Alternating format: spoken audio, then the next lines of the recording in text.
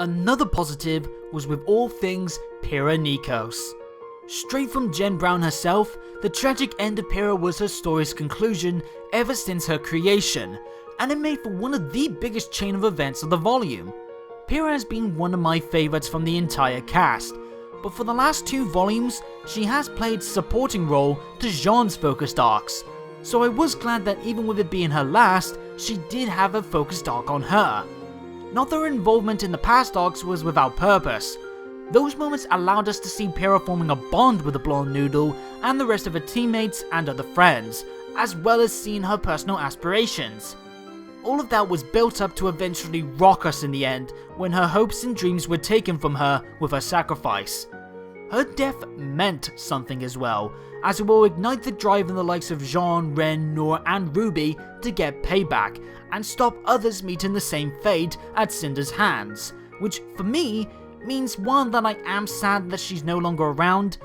I am fine with her dying, as it serves a big plot purpose. It'll add to other characters' growth, and she went out swinging. Yeah, she didn't want to die, but it was a death fitting to her. The brave warrior who wanted to be a huntress, protect the people and those she cares about, and while she may have failed, she at least tried, and her death will inspire those she left behind. Of course, her dying wasn't all that she had on her plate. Just like her assailant, she too got shown out of her comfort zone. The sight of Pyrrha, who was often so calm and prepared, being shown in that elevator scene, shaken, uncomfortable, and cautious, made a great mirror to our own emotions during that situation, and a big reminder that most of these heroes are still kids. Pyrrha may be a wonderfully talented fighter, but put her in a situation where she doesn't feel trusted of those around her, and her world is slowly revealing something far greater than herself, then yeah, she would feel completely out of her comfort zone. Pyrrha being the one as well that had to deal with an inner conflict like this, instead of Jean, allowed us to not just see her trying to make heads or tails of things and thinking what she had to do, but it also let Jean come in this time as the support, instead of being the other way around, which highlighted not just the 2's strong relationship, but also Jean's growth as a leader and a friend. Mr. Arc this time had a volume where, for the most part, his focus was on the rise as a capable tactician and fighter that he's becoming, as shown with his involvement in the tournament and later the start of the Beacon invasion. But when called upon to try and aid a friend this time, instead of being the one in need of advice, it made for a nice 180, on top of it being an emotionally heartwarming scene. But I also really welcome the idea that while he did try his best to better Pyrrha's mood, he did fail. Of course, you can't blame the poor guy. He did his best without the context of Pyrrha's mental tug of war over risking her life, her friends, and her grown relationship with Jean for the ability to take a hold of her destiny. Which, while making the scene's end a heartbreaking one, it could be a good marker of things to come for Jean if he continues to grow this way, to a point where next time he has to be in this spot again, he can do much better. Of course, I can't end this segment without talking about the 4 main girls themselves. RWBY actually had a rather quiet volume this time out, until things went wild. Up until the leg break incident, she was mostly an audience member. There were small moments of note, like seeing her with Emerald, and of course her bonding more with Penny just to add a little more additional salt in the wound for later, not to mention seeing her interact with her uncle and teacher Crowe, which was notably adorable as all hell. But it was when Yang got the team DQ'd that she took a key role once more, and to be honest, I welcomed it. RWBY may be the titular character, so to speak, but it's nice to see her take a step back for other characters who need the focus right now. When she did step back into things though, it proved effective. One of the biggest highlights for me was seeing RWBY after the devastation of losing a dear friend in Penny, eventually finding her feet once more to defend another, with Penny's sword in hand as well. That's a true example of the kind of person that RWBY is, and it was repeated in her final fight with Roman. She may be young and inexperienced, but she's still the ever-burning light of hope. Of course, it's good that she's being pushed to a limit, and losing so much in the end will ignite that fire in her ever more, after facing a lot for a girl her age. But she will be the major inspiration in fights to come to keep on pushing forward, even in the darkest of times. You can see that desire to keep on fighting and help people, with her wanting to get back into things not long after Beacon's fall, when talking to Crowe. And of course we know now that she has more power than even she first thought, the power tied to her silver eyes. I think we all suspected that RWBY would have some sort of extra power in her, but I'm glad it wasn't that of the seasonal maidens. This power being exclusive to her makes it that more viable that the next seasonal maidens aren't just going to be the 4 RWBY girls, and it also added a new element to RWBY that she can call her own. A new avenue for her to explore that gives her something to do beyond being the leading face of the young fighters. Blake too also had a rather quiet volume at first. For the longest time, her most noteworthy moment was her more comedic side showing off in the first episode. For the rest of the first half of the volume though, she was either an audience member or even flat out absent, though I do believe that Aaron was working on other projects at the time, so that's fair. Plus, like RWBY, she too was primed for a volume where she had to have a lesser input until needed, and that being showing the effects of Adam's downfall still lingering in her when she was debating on trusting Yang, and then of course later on when reuniting with Adam at long last, only to show how far he has fallen. It wasn't the biggest volume for her, but you can still see the experiences the Faunus Girl will take on into the future. She's now cut herself off from the others, most likely to avoid Adam hurting anyone else like Yang, but we know now that she's gonna have to confront him again at multiple points, and even confront Yang, which will be a very, very tense emotional moment, seeing how her decision to leave has really affected Yang in a big way. Speaking of Yang, quite easy to say this was a big volume for her, just on the loss of her arm alone, but it also goes beyond that as well. Firstly, we saw him interact more with Weiss. Yes, more of this please. I really like the interactions between these two, being the outspoken wild child and the noble-mannered heiress. Then there's her time with Crowe, which I was also happy to see.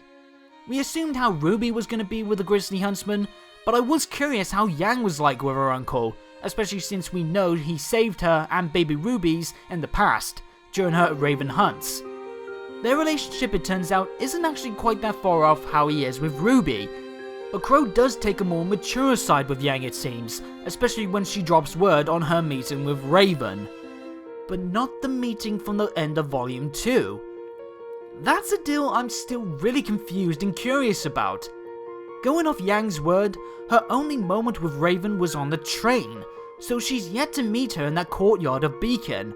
Something that might be hard to do now since it's overrun with Grimm, and in that same scene, she still had 2 arms. Is it as I guessed before that it's a dream sequence? But I was thankful we did have Yang reacting to the sighting of her mother and confronting Crowe about it.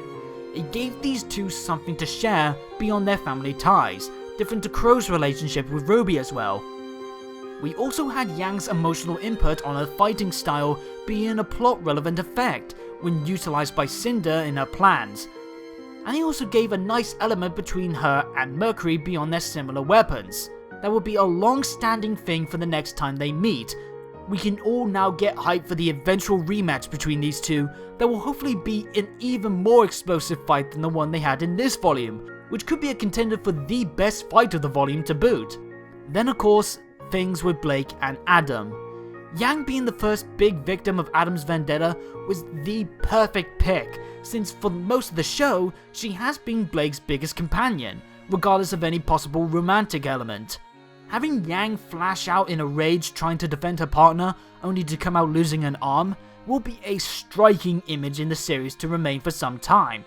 Especially when that was the last scene that Yang had before waking up to find that Blake had left, and she's down 1 arm.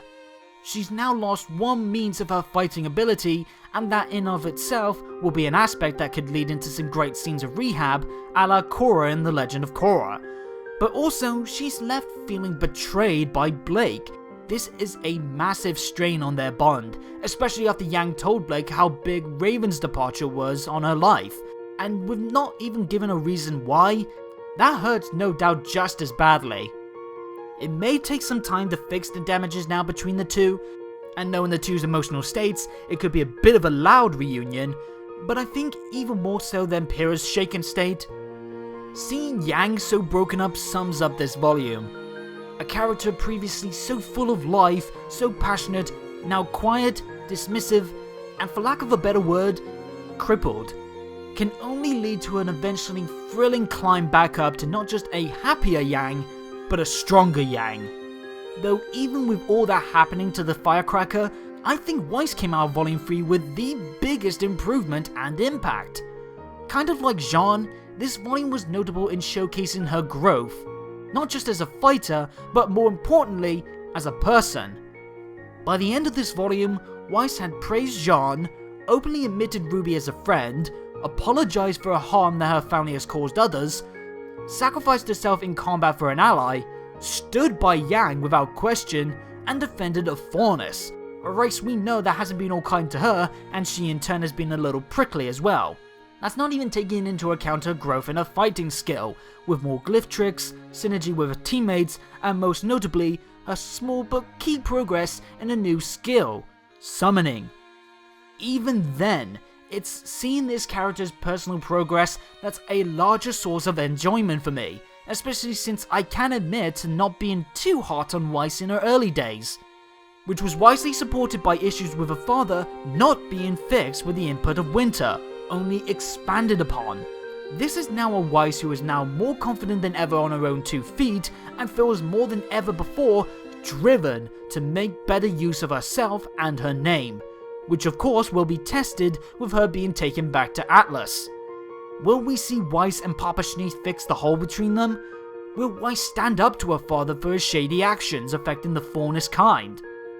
Either way, I'm glad the Snow Angel was able to head into such a big test for her next time with an excellent volume to fall on.